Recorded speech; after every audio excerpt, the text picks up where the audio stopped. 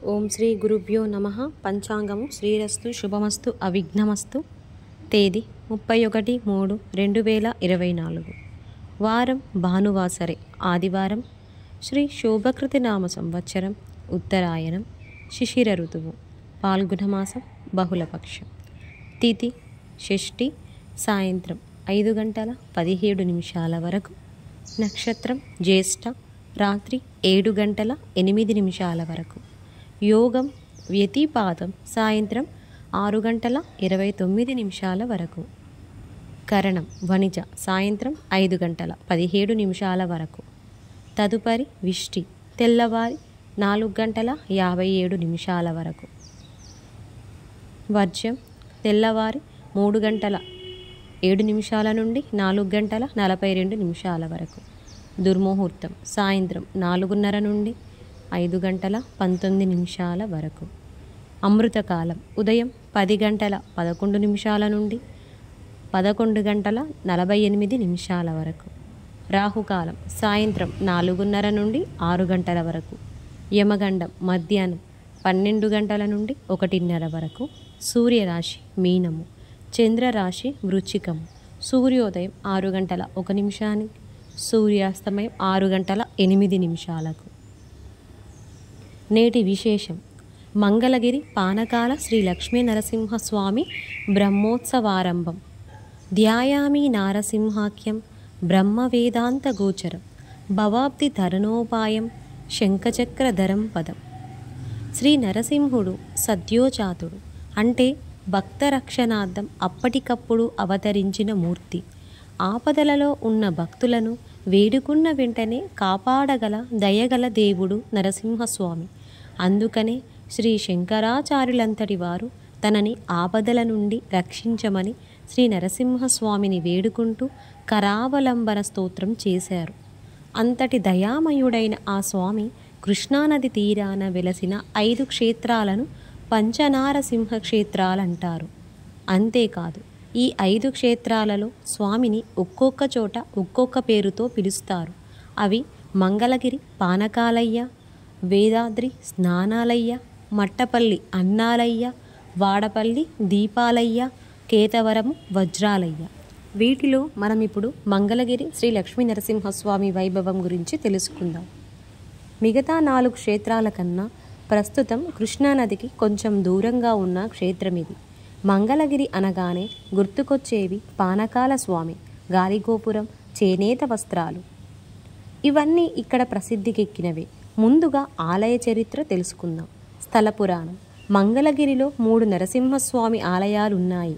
కొండ దిగువన ఉన్న శ్రీ లక్ష్మీ నరసింహస్వామి ఆలయం, కొండపైన ఉన్న పానకాల స్వామి ఆలయం, కొండ శిఖరం మీద ఉన్న గండాల నరసింహస్వామి ఆలయం. కొండ దిగువన ఉన్న ఆలయంలో శ్రీ లక్ష్మీ సమేత నరసింహస్వామిని భక్తులు దర్శించుకోగలరు. హిరణ్యకశిపుని వధానంతరం శ్రీ నరసింహస్వామి చాలా భయంకర రూపంతో రౌద్రంగా అందరికీ భీతి కొల్పుతూ ఉన్నారు. దేవతలంతా ఆ దేవదేవుని శాంతించమని ప్రార్థించిన ఫలితం కనబడలేదు. శ్రీలక్ష్మి ఇక్కడ తపస్సు చేసి స్వామికి అమృతం సమర్పించినది. దానిని గ్రహించి స్వామి శాంత స్వరూపులైనారు. ఈయనే మంగళాద్రిపై వెలసిన పానకాల లక్ష్మీ నరసింహస్వామి. ఈయనకి భక్తులు కృతయుగంలో అమృతాన్ని, త్రేతాయుగంలో ఆవు నెయ్యిని, ద్వాపర యుగంలో ఆవు పాలను సమర్పించారు. కలియుగంలో బెల్లపు పానకాన్ని సమర్పిస్తున్నారు. పానకాల స్వామి ఆలయంలో లోహంతో చేసిన స్వామి ముఖం మాత్రమే తెరిచిన నోటితో దర్శనమిస్తుంది. భక్తులు స్వామికి సమర్పించే పానకాన్ని పూజారి గారు ఇక్కడ స్వామి నోట్లో పోస్తారు. పానకం సగం అవగానే గుటక వేసిన శబ్దం వస్తుంది. ఇంకా పానకం పోయటం ఆపి మిగతాది భక్తులకు ప్రసాదంగా ఇస్తారు. ఈ పానకాన్ని కొండపైన పూజారులే తయారు చేస్తారు. ఇంత పానకం ఇక్కడ వినియోగమవుతున్నా ఇక్కడ ఒక్క చీమ కూడా కనిపించకపోవటం విశేషం. పానకాల స్వామి గుడి వెనుక కొంచెం ఎత్తులో శ్రీ లక్ష్మీ ఆలయం ఉన్నది. దీనికి పక్కగా ఒక సొరంగం ఉంటుంది. దానిలోంచి వెళ్తే కృష్ణా తీరాన ఉన్న ఉండవల్లి గుహలకి వెళ్ళవచ్చంటారు. ఋషులు ఇదివరకు ఆ మార్గం గుండానే వెళ్ళి కృష్ణానదిలో స్నానం చేసి వచ్చి స్వామిని సేవించేవారంటారు. ప్రస్తుతం ఆ మార్గం మూసుకుపోయింది. సర్వమంగళ స్వరూపిణి సర్వశుభదాయిని అయిన శ్రీలక్ష్మి ఇక్కడ తపస్సు చేసింది కనుక ఈ పర్వతము మంగళగిరి అయినది. అంతకుముందు ఈ కొండకు మూర్కొండ, మార్కొండ అనే పేర్లుండేవి. పానకాల స్వామి మహత్యం గురించి ప్రచారంలో ఉన్న ఇంకొక కథ. స్వామి పానకం తాగటం ఎంత మట్టుకు నిజమో పరీక్షించడానికి ఇక్కడి జమీందారు వెంకటాద్రి నాయుడు తన బావమరిది శక్తి ఉపాసకులు అయిన యార్లగడ్డ అంకినీడుతో కలిసి కొండపై స్వామివారి తెరిచి ఉన్న నోట్లోకి తన కుడి చేతిని పోనిచ్చారట.